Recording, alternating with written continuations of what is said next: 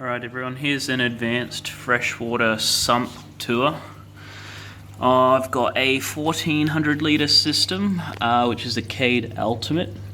Right here is the outflow that comes from the main tank. So it comes from down here through here, which is controlled with a ball valve. Just depends how much flow I want. It'll come down into this tray, which collects any bigger material. I can notice there's a couple of shrimp over here as well, which I'll get out later on. But that will go through into some fine filter wall.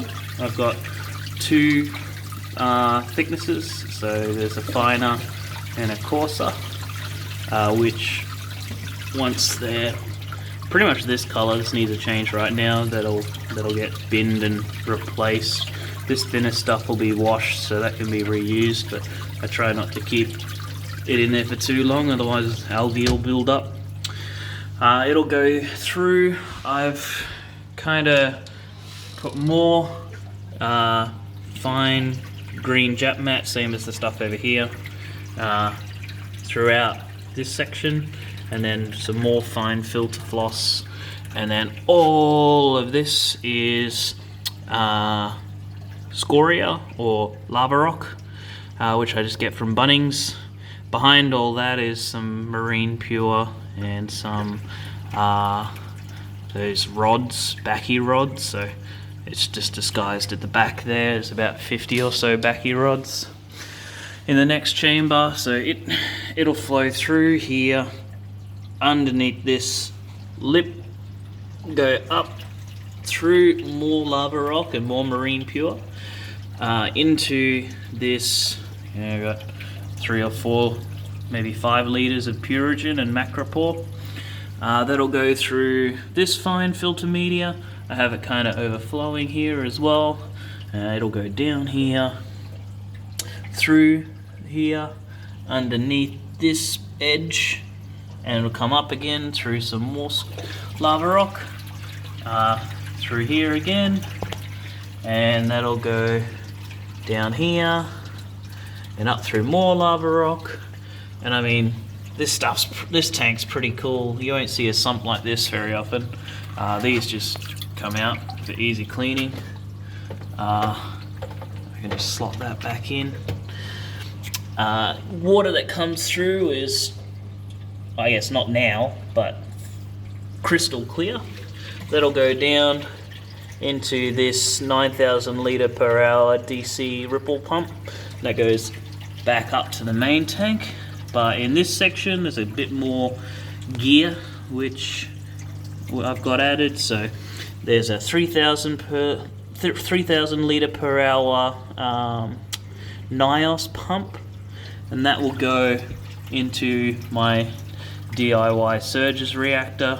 I do make these for people, so if you're in Australia and you want something like this, I can hook you up there. This one's 4 years old, so they're built to last. You won't get any CO2 reactor better than this on the market. But it will go through here into a 30 watt UV sterilizer, which I can show you. I've drilled it in and it's hooked up to the back here, and then that goes through there, around the back here, and it will come out here. So that comes out, back down, and straight into the outflow for the main tank. So that just is on a constant cycle.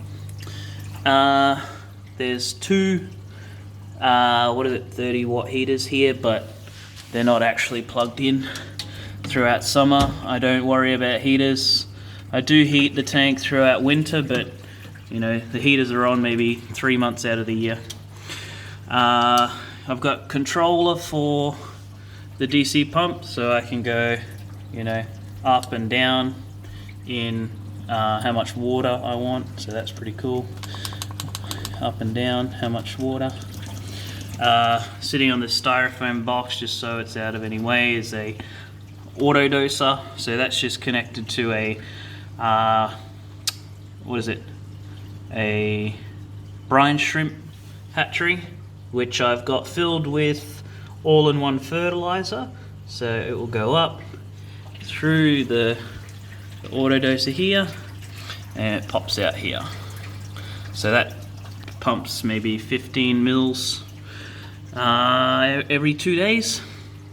Attached to it is a pH controller, which is connected to the solenoid.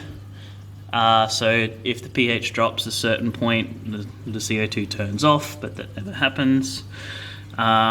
And these are just all self-tapped, screwed panels in. Timers for the lights, for all the pumps, got it all hooked up here with the sump light. And then behind all this is the CO2 rig. So I got a 6.8 litre CO2 bottle connected to a tons dual needle regulator, and then behind it is a aquametic solenoid. And that's about it. It's looks complicated, but looks messy at the moment actually. But it's super simple. This sump is pretty cool because I can just do water changes by turning those, and then that connects outside. And then I've got reverse osmosis water here if I want to fill it up rather quickly. And if I want to do a slow water change, I've got reverse osmosis wastewater here, so I can split it up if I want to add some TDS to the tank, or I can flush that out. And then the pure RO will come down here and connect to the outlet. So the pure RO will go into the tank first rather than go through the filter. But that's about it. What's the temperature at the moment? Temperature is sitting pretty much on 30 without a heater, so you can see why I don't need heating right now. It's pretty hot. Alright, well, that sums it up. Pretty quick tour. Let me know if you've got any questions. It's pretty simple really once you get the hang of it. Bye!